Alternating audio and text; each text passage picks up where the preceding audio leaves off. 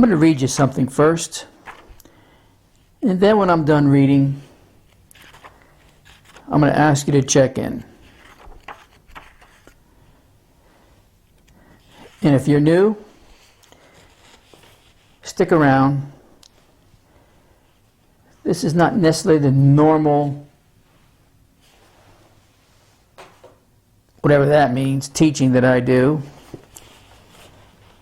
But I'm going to answer a question that I've been asked a lot throughout the years. Over 18 years of ministry here at Faith Come by Hearing. And the last year especially, the amount of times that I'm asked this question has increased dramatically. Obviously because of the news. And what am I referring to? Aliens. Aliens from outer space. I've given you a summarized opinion, what I think about that. But tonight I'm going to answer two questions.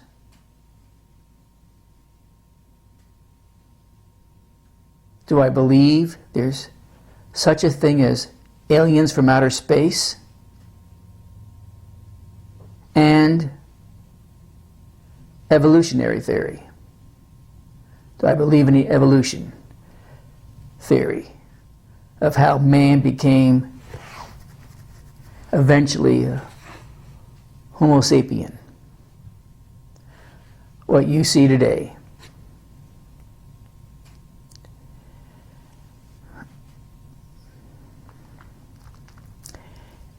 Now, since, about a month ago or so, the so-called Miami invasion of aliens at a mall, you've seen a lot of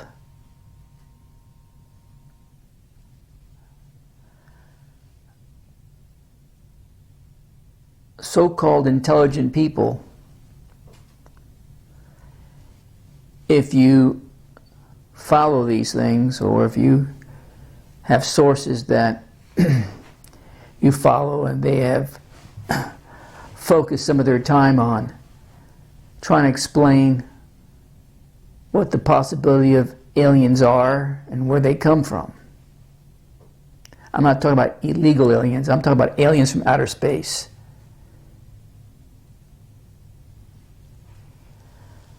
So, I decided I'll get back to the Last Day series. I was going to preach on 2 messages on faith before I even go back to the Last Day series, and I probably would still do that. I know exactly where I left off, and I'll pick it up again when I get back to it. So I'm going to begin reading to you from a source that answers both those questions that I've told you about at the beginning comments. And hopefully it will put an end to the questions, not from the new people, because they probably wouldn't have heard this message. So they have to be redirected to the message once it's on the archives of what I'm going to be reading to you tonight. But hopefully, for the ones that do watch consistently, it answers that question once and for all, or both questions once and for all, without any doubt.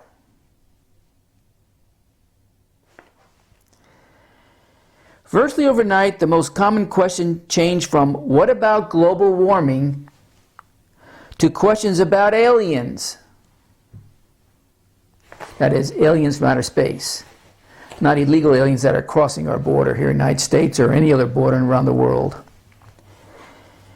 Is there alien life on other planets? Now, those of you who keep an open mind about things and understanding how God loves to create things, you probably would say, yes, there's a possibility.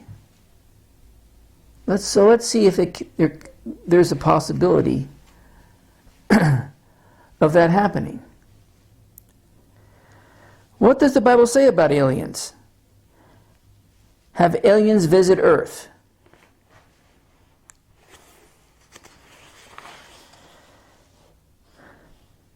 Now, there's a blanket statement that aliens were demons and that people encountering them should evoke the name of Christ to get rid of them.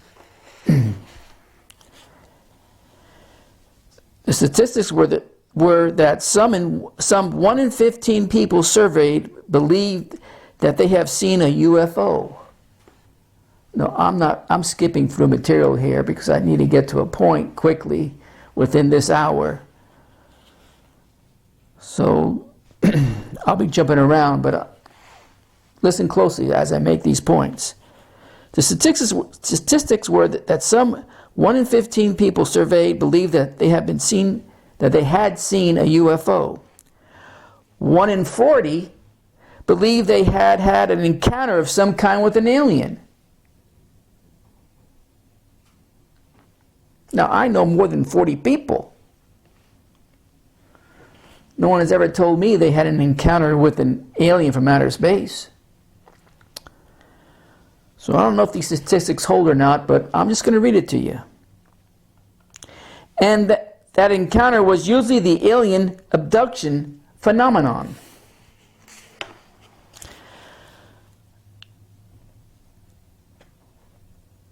A teen group at a Bible camp, where one of the surveys were taken, which numbered around 100, statistically speaking, there was probably 2 or 3 of those teens that had been abducted by aliens. The alien abduction experience is dramatic and confusing, and thus it's understandable that the abductees would have nagging questions. I sure would. At the time of my life, it was fairly common to find myself speaking to crowds of 300 or 400 people. This is the author speaking now. And usually 2 to 3 times per week when I was on speaking tours. So just statistically speaking, every week I was unknowingly interacting with probably 25 or so people who believed they had been abducted by aliens. It suddenly becomes no wonder why questions about aliens came up so often. Now, this particular author of this piece looked into this alien phenomenon. And the research that he did and what he received and the conclusions, scientific kind of conclusions, is what I'm going to be reading to you tonight. After encountering these statistics, which I've since found they hold true, and crunching some statistical numbers in my head, I start calling friends of mine across North America in hopes they might give me more insight and wisdom. I was floored when multiple friends, many of whom I've known for years, confided in me that they had been abducted by aliens at one point or another. I was blown away, to say the least. Just my small sample group was showing that, if anything, the statistics I had received were too conservative. Those friends were all Christians now and were able to relate their personal stories of how, after becoming Christians, these aliens eventually left them alone. That's interesting. Although sometimes only after directly confronting the aliens and invoking the name of Jesus Christ. But these friends also unanimously shared one other statistic that quickly became apparent. 100% of those who had encounters with alleged aliens had been involved in the occult in some way. Either they themselves or their immediate family. For example, mother or father. Now, some 15 years of research later, I have found that particular statistic holds true. I have yet to find an exception. I'm having trouble reading because I'm wearing an old pair of reading glasses because my new pair broke. So I have an old prescription. So you see me adjusting these things quite often, you know what I'm struggling with here. I have yet to find an exception. Furthermore, for people who were raised in Christian churches, the number of alien abduction encounters appear to drop to 0. There probably is some person out there who was raised in a Christian church but was abducted by aliens. I just haven't met or interviewed them. Regardless, just based on this anecdotal evidence alone, I think it's safe to say that alien abduction statistics drop significantly within the Christian community. Why is that? If that is true, why is that? Because my interest has always been scientific and specifically approaching this topic from the perspective of our origins, I started dealing with the aliens question from the creation/evolution/science and the Bible approach. That's not a bad way of looking at it. When someone asked me to contribute to this book, I felt I should stick to this area as it is my area of expertise. I have never experienced the alien abduction phenomenon, though I have interviewed many people who have, and who escaped that horrible, traumatizing experience. I have even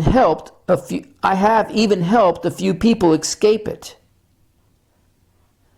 Others contributing to this book bring far more experience and knowledge to the table with regards to dealing with what I think you will discover is a spiritual phenomenon. While I had encounters with fallen angels previously, they had never attempted to present themselves as aliens. I knew who they were, and they knew that I knew. These beings did not try to hide their true identity.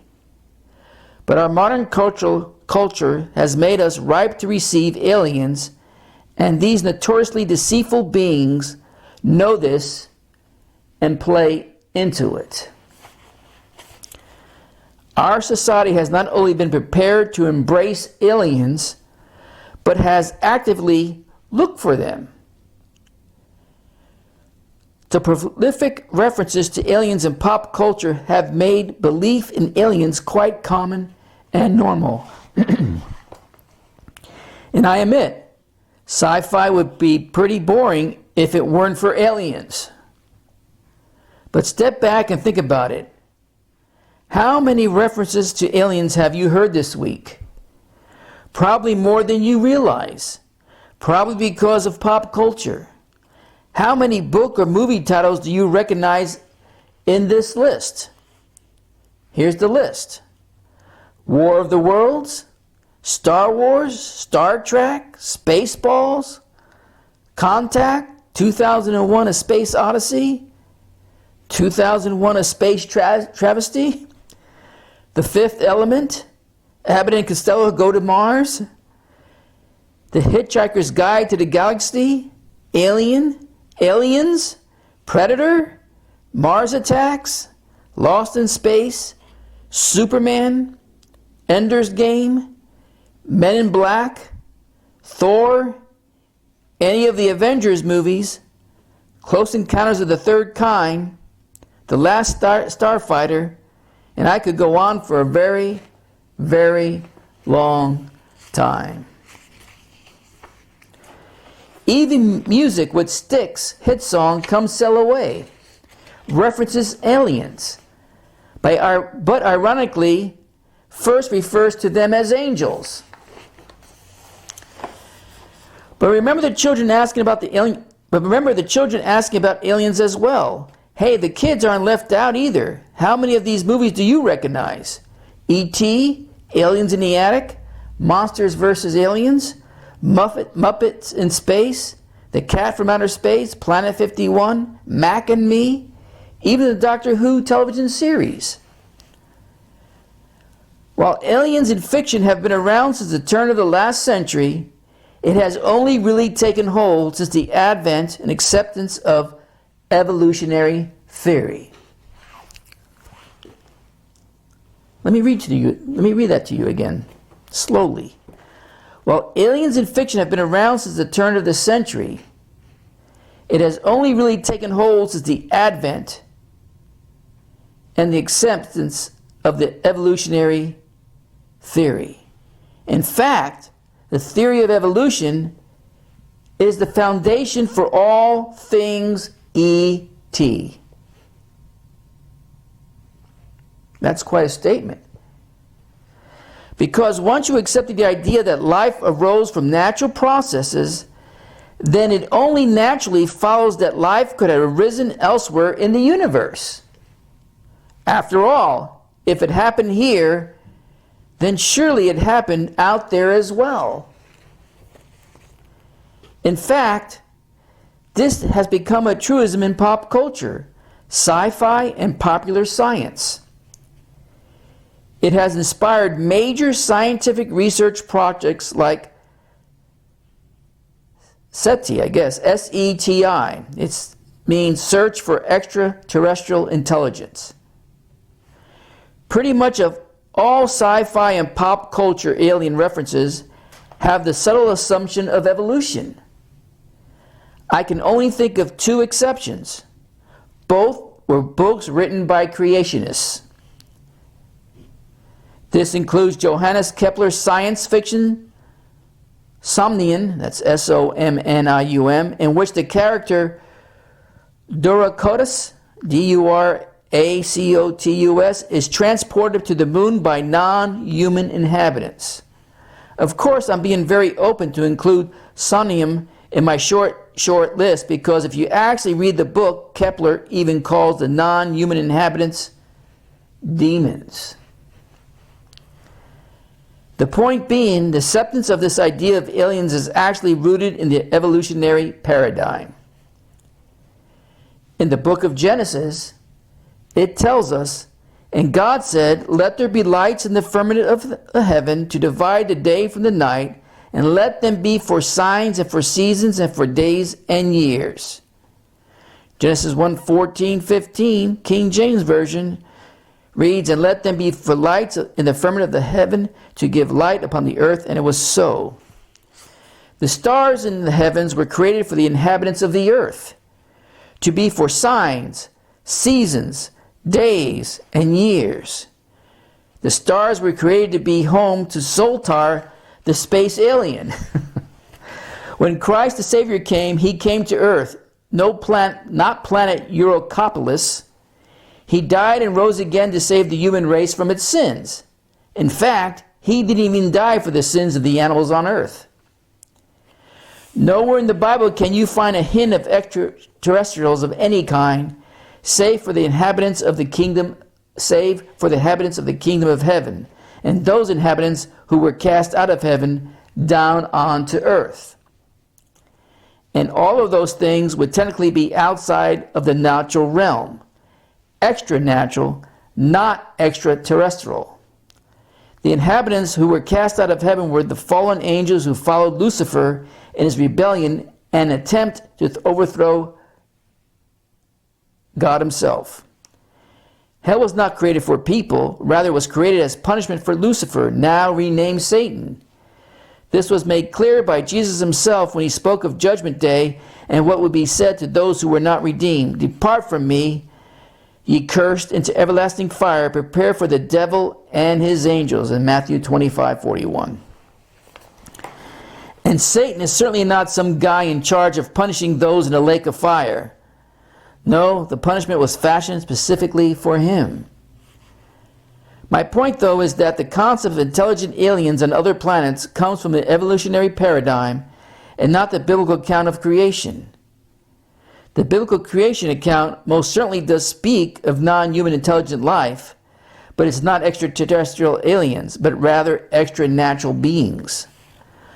One of the great honorees of this whole controversy about our origins and intelligent alien life is that the SETI project uses the scientific tool of intelligent design to identify intelligent design and signals from outer space, while denying that the scientific tool of intelligent design could be used to deduce that the SETI scientists' brains were intelligently designed by a being of mind-boggling intelligence.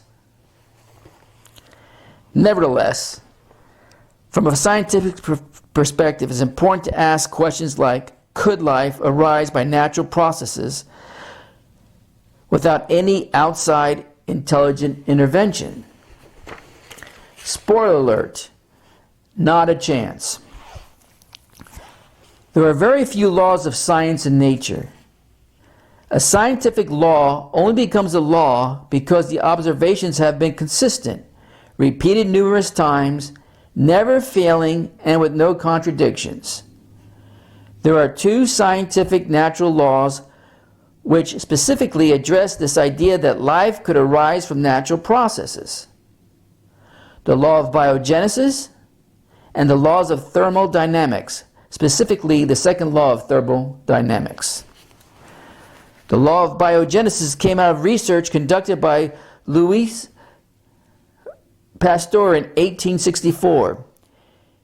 It was his experience that led to the pasteurization process we know of today.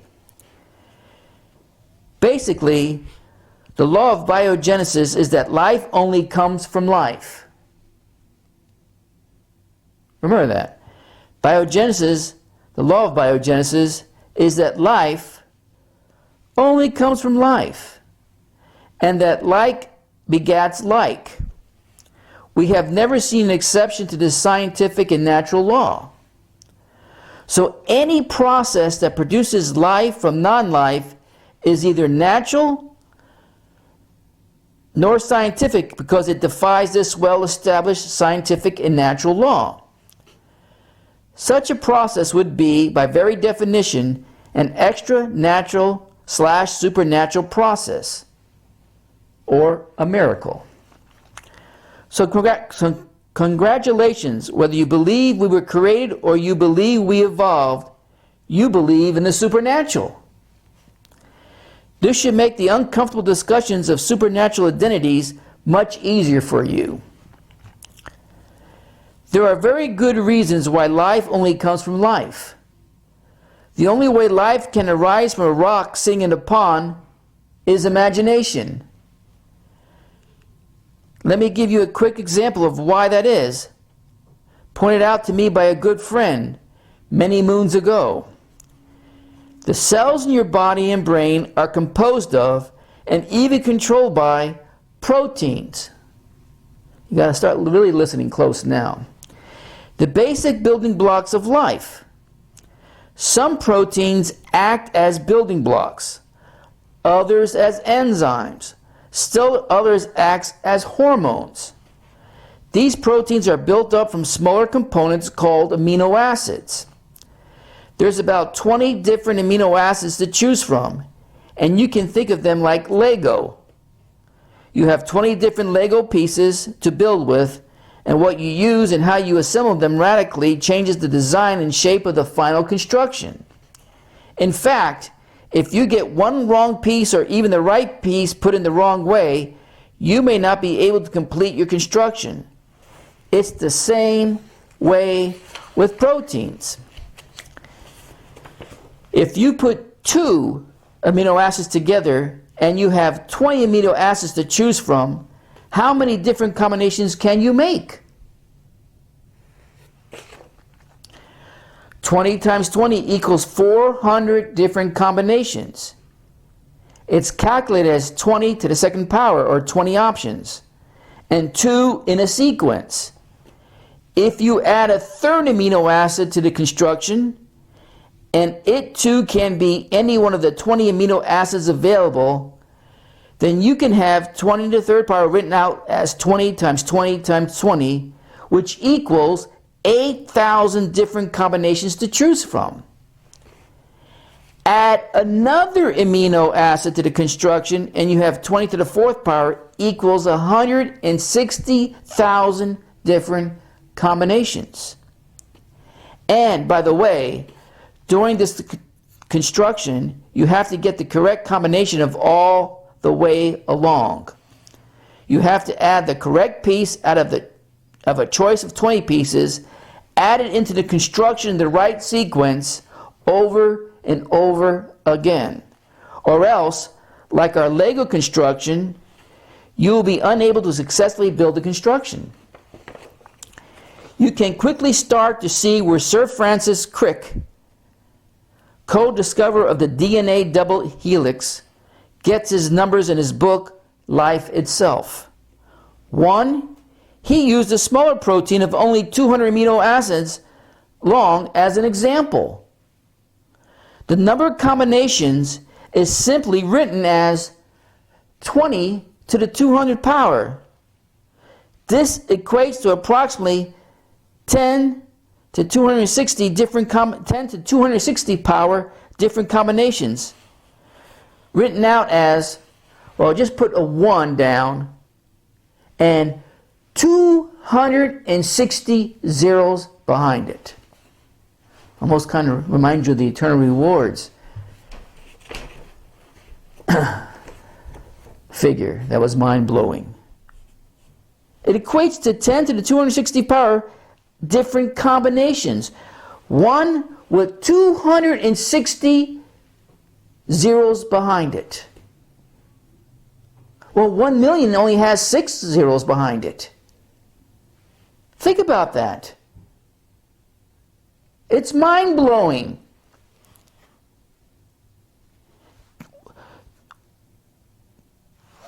One with 260 zeros behind it of different combinations of amino acids you can achieve.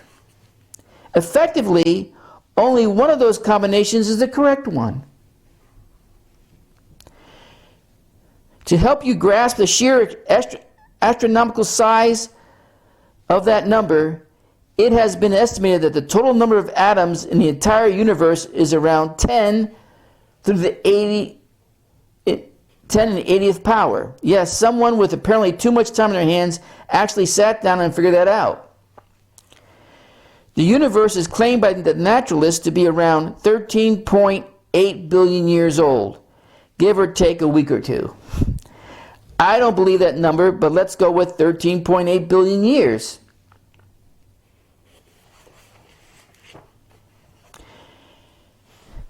So 13.8 billion years times 365 days times 24 hours times 60 minutes times 60 seconds means the universe is, that's 435, 196, 800 quadrillion years old, or seconds old, excuse me. That's 435, 196, 800 quadrillions old, using that 13.8 billion. I don't believe it's that old either, but we'll just go with it. So you have 435, 196, 800 quadrillion seconds in which to try out all 10 to the 260 power different combinations. So dividing 10 to the 260 different combinations by 435, 196, 800 quadrillion seconds means you have to mix and match. Oh, I can't even say this number. It's just too long. You could write it down if you want.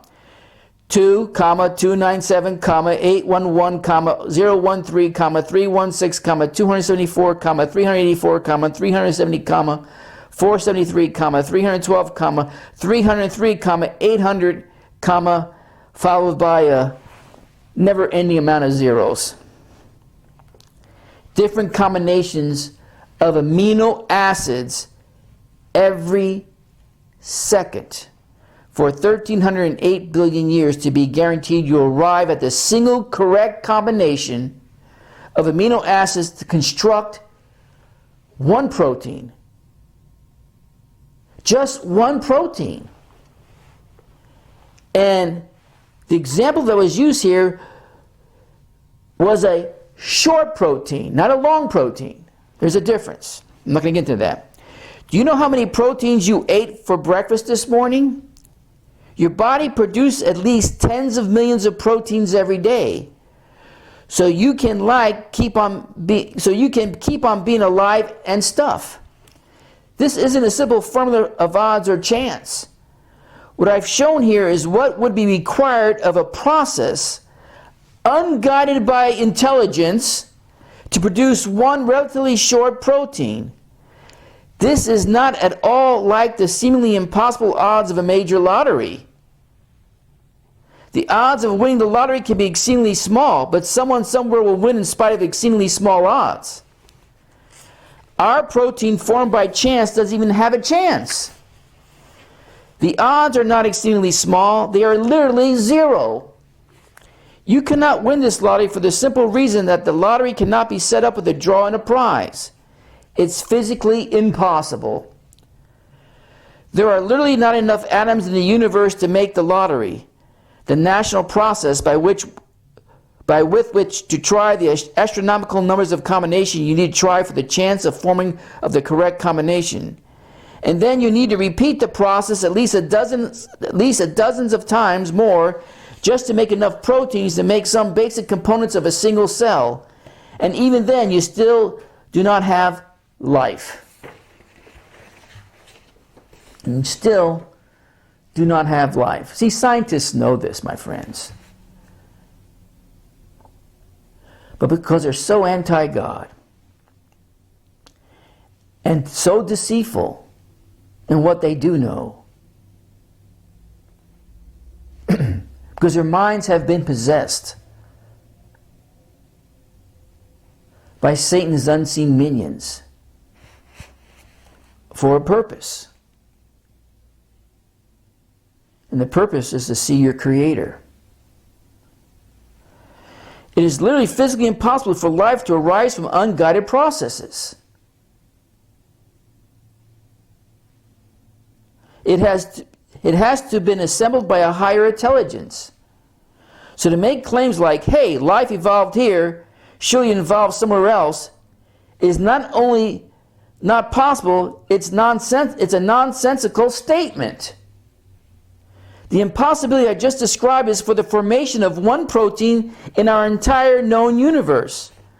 So the odds against alien life are now infinite times 2, because you need to accomplish the impossible not just once, but at least twice within the same universe.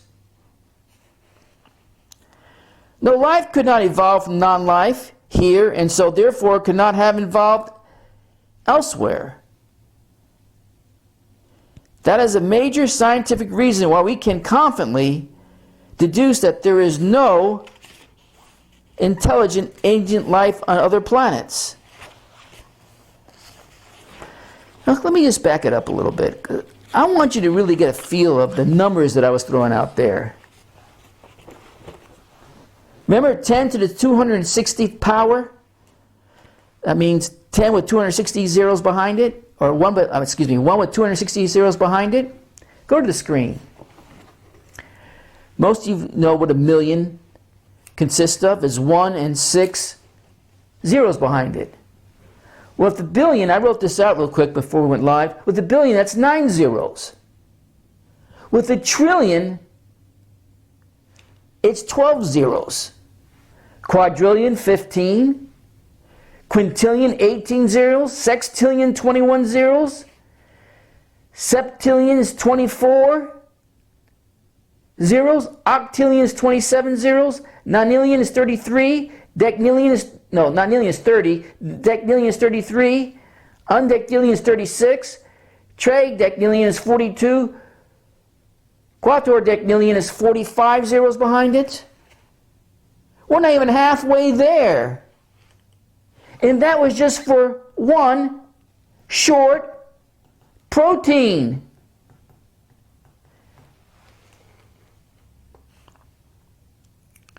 Combination.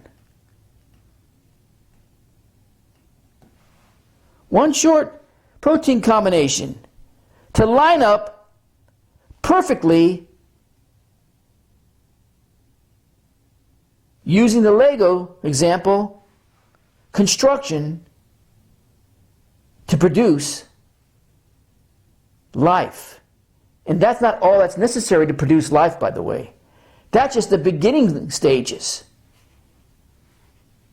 Now, if memory serves, you get up to, I think it's, don't hold me to it, I think it's Googleplexian, that's what it is.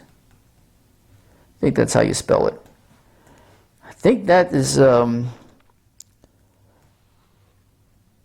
10 with the 100 power. And that's not even halfway. Let that sink in. What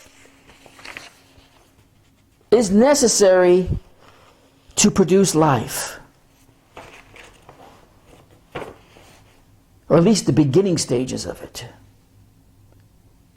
And to have aliens in outer space somewhere, in a different planet or a different galaxy, somewhere in a vast place called our universe, to have this done twice, I agree with the author. It's physically impossible. And how did it produce itself in the first place, if there was not an intelligent designer behind it all? Let's continue. Where was I? It is a literal physical impossibility for life to arise from unguided processes.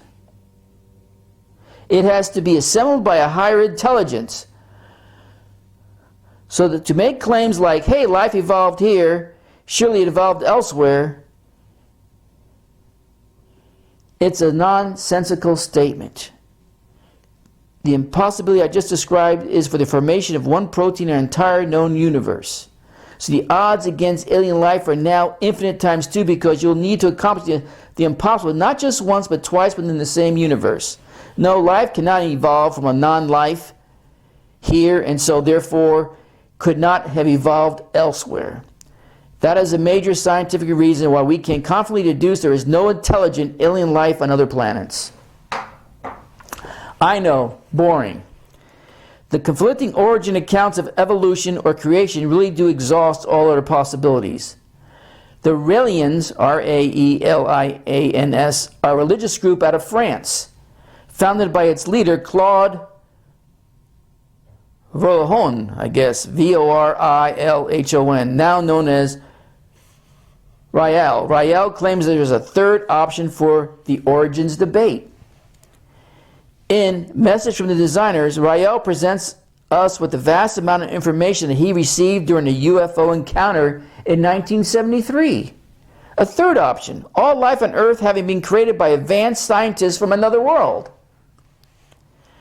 I disagree. They have not presented a third option.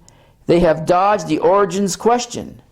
They have simply sent the origins question to a faraway, distant planet, and we are still left asking the question, did these alien scientists evolve, or were they created? Who created them? In other words, the Raelians believe that these alien scientists to be natural beings when I already demonstrated the first life had to have been supernatural. Ironically, though creationists acknowledge the supernatural origin of the first life, the creation model still follows the law of biogenesis. We still claim the first life on Earth came from a pre-existing life. We just have that pre-existing life, our Creator, as being from outside the natural realm. In fact, He created that natural realm and the laws of natural imposed upon it. You know, those laws which dictate that life can arise from non-life. This is precisely why you do not see a rock giving rise to living cells. So then, if it's scientifically impossible for there to be alien life on other planets, then what on earth is going on with all these alleged alien encounters? Think about those statistics for a second. 1 in 40 people have had a horrible experience of being abducted by these aliens. And when you hear the testimonies, you'll notice it's never a pleasant experience. Think of 40 different people you know. At least one of them have been abducted by an alien. Those are staggering numbers. Think about how many people are in your little town or big city. Now start dividing the number up statistically. That's an incredible high number of encounters with alleged aliens. If you please pardon a second pun, what on earth is going on there? The descriptions of these aliens are also very consistent, and these aliens seem to have a penchant for expressing their religious views and are very anti-Christ. Their message is quite consistent, according to my research. Alien, this is alien speaking, the end of the world is nigh. We want to help you. Help yourself. We want to help you bring world peace by establishing a one world government. You should explore the occult. Christ and Christians must be removed from earth before we can help you to help yourselves. Now his response. Wait, what? You just traveled 15 bazillion light years to torture me and say you want to help me? You came all this way to preach your religious views and discuss spirituality with me? And what's your beef with this Jesus guy anyway? Did he come to visit you on this planet? Here, show me on this dial where he hurt you. Look at the influence on major occults that have risen out of conversations with these aliens. Which, I could include this in a part of the demonology series that I haven't started yet. But I would include how many of these occult groups have started based on outside, supposedly alien intelligent life that they received to begin and start practicing their cult and sharing with others so that their belief systems would grow. If I ever get around to it, the demonology series, maybe someday, God willing, I can. It'll be a fascinating series as we dive in, as we would dive into areas that nobody even talks about. Let me continue. I already mentioned the aliens. Look at the influence on major cults that have risen out of conversations with these aliens. I already mentioned the aliens. Just have looked at their writings. It's all there. The Heaven's Gate website is still maintained decades after the group's mass suicide. So you can go and read for yourself what they did. It was because of their communication with beings claiming to be aliens coming with a spaceship in time with comet Hale-Bopp. These beings convinced these people that leaving Earth for the kingdom of heaven was the next step in their evolution. Can you start seeing a theme here? If we were created by a supernatural, hyper-intelligent being, then we should ask the question, who is the creator? It's important. There's only one person ever to visit planet Earth who claimed he was the creator incarnate. Who demonstrated his supernatural abilities in front of countless witnesses, including multitudes of hostile witnesses. He demonstrated his ability to go between dimensions, even walking through solid walls in a room, startling those who were gathered there. He was the only one to say, I am the way, the truth, and the life. John 14:6, and then demonstrated his authority to do that, claimed by defying scientific and natural law and doing what the combined sum of all of our best minds on planet Earth cannot do. He rose from the dead. If Jesus Christ is our creator, and I would contend he is, then the things he said become of paramount importance. He describes angels both in heaven and those cast out of heaven. to earth. We know from the things Jesus said and also the testimonies of multitudes that these angels are extra natural beings who can take on different forms in our natural world.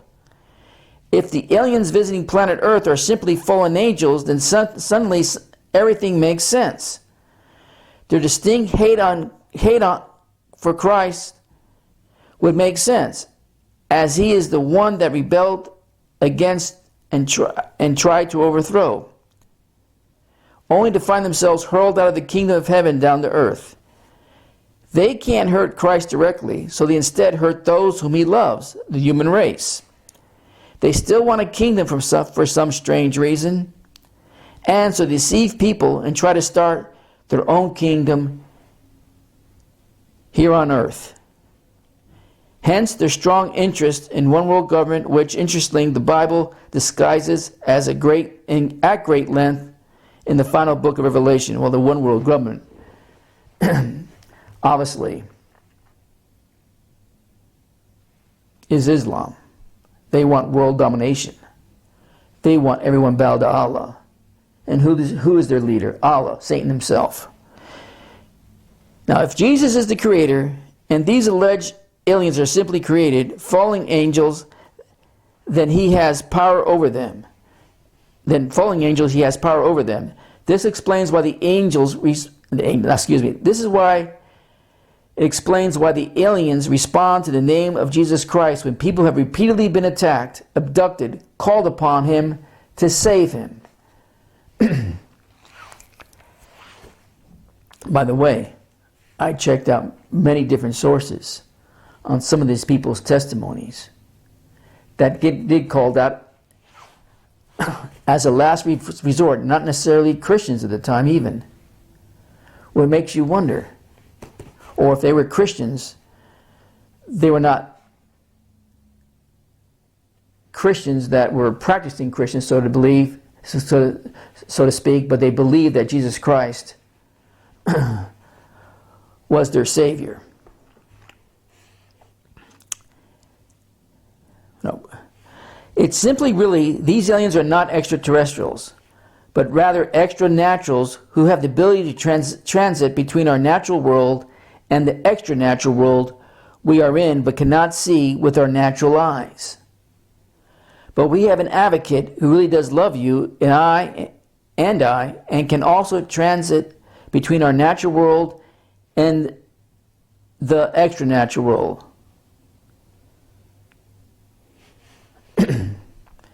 What does it all mean? Jesus can defend you against these fallen angels.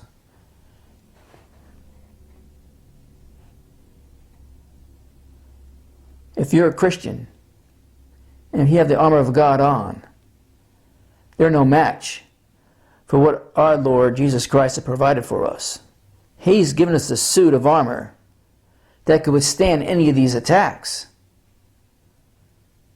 But for the most part, and this is really to get into it, these type of attacks are happening to non-Christians. Scores and scores of them. There's too many records now and too many testimonies. Even eyewitness testimonies, multiple eyewitness testimonies at any single event or person being attacked by these so-called aliens from outer space, which I don't believe, and obviously what I just read to you, it's a physical impossibility that there's outer space aliens from another planet. Mathematically, if you want to put it that way, it's physically impossible. And it does raise the question, who created them then? And if God created them, why is God allowing them to torture people? To frighten people, even to dictate things, which I'm not going to get into, that's another subject, concerning the functions and systems that govern this world. But that's a whole other topic. That would definitely be in the demonology series, but if I get to it. But the thing is, For people asking me, do I believe in outer space aliens? No, I don't. I believe there is fallen angels. I believe there's demons, which are totally different than fallen angels. Demons, according to the book of Enoch, is basically nothing other than the giant spirits that dwell the land, looking to, if they can, possess human bodies because they're seeking a body because they lost their body. But most of them are either in hell or roaming around, causing havoc, despair, and even torture to individuals that don't stand a chance against them unless they have Jesus Christ in their corner. And you get that by putting your trust and faith in Him. He saves you in so many different ways. Obviously saving you from your sin, saving you from your second death experience, but saving you from many other things that most people don't even realize or take it for granted. What His divine protection provides. No, it's physically impossible to have aliens from outer space.